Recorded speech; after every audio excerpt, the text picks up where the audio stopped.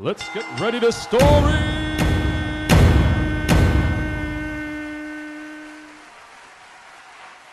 Now we get to somebody who I'm not actually familiar with on a personal level, which is funny because I know everybody.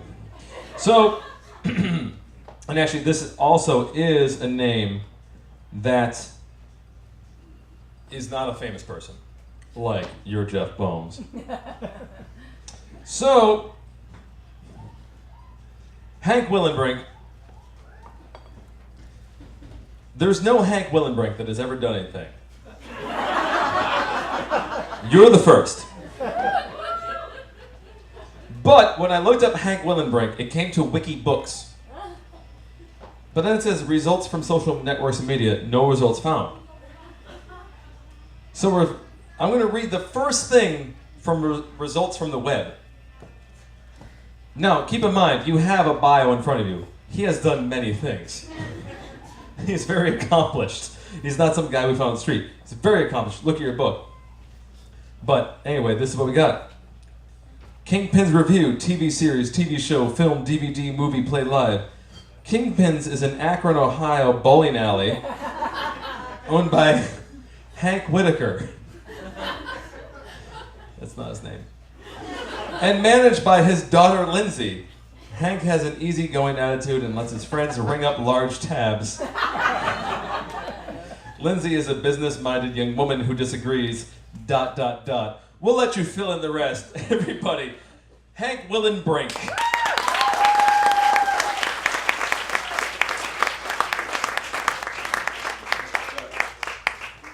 Can we please get a handshake over?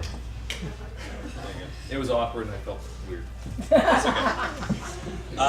So there are three things that you're going to need to know for this story to make any sense.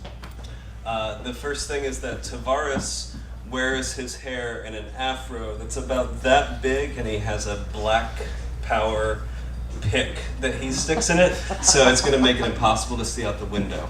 The second thing, we were going 74 and a 70. The third thing, it was this big. Okay, so if you drive west on I-40, the first stop in Oklahoma is a place called Heavener, which is kind of like Heavener.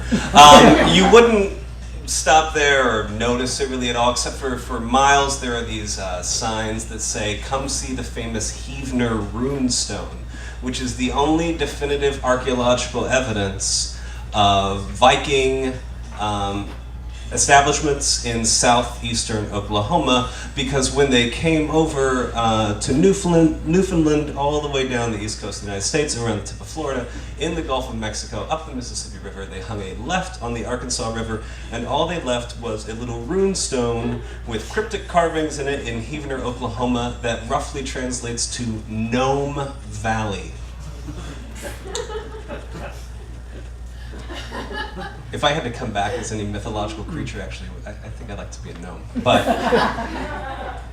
so I couldn't help but ask the cop about it when we were handcuffed in the back of his car.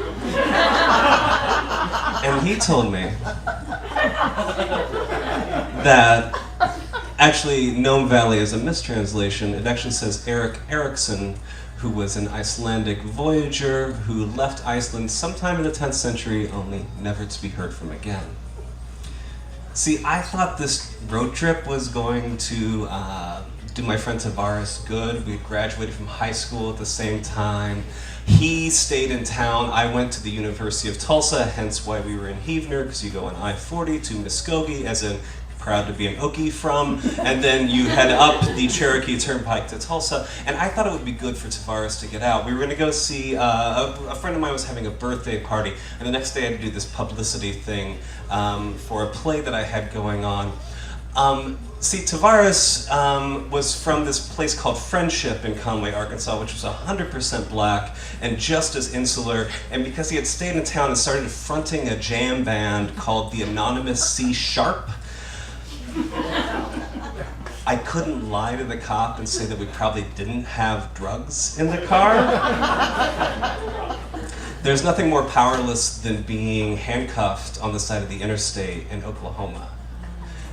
there's one more thing that feels more powerless than that, and that is calling your mother for $1,800 to bail you and your friend out of jail in Heavener, Oklahoma for drug paraphernalia and possession.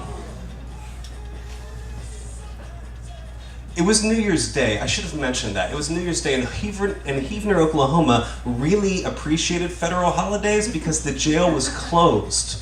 So there was only one person working there who was the receptionist, and the receptionist was so hung over from the night before that she had all of the lights off and was wearing dark sunglasses.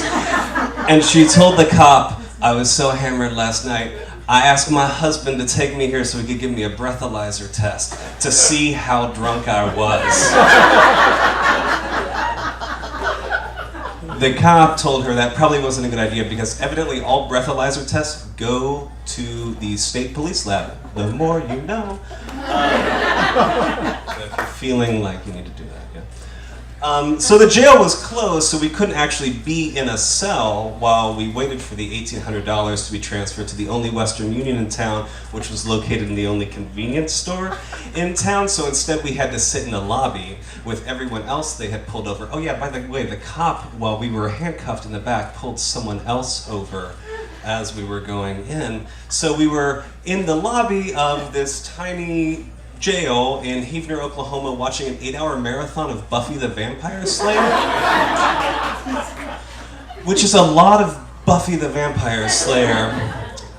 I would find out later, by the way, that the town of Heavener, Oklahoma was under a federal investigation for taking off the top of the Western Union as it came from the only convenience store in town.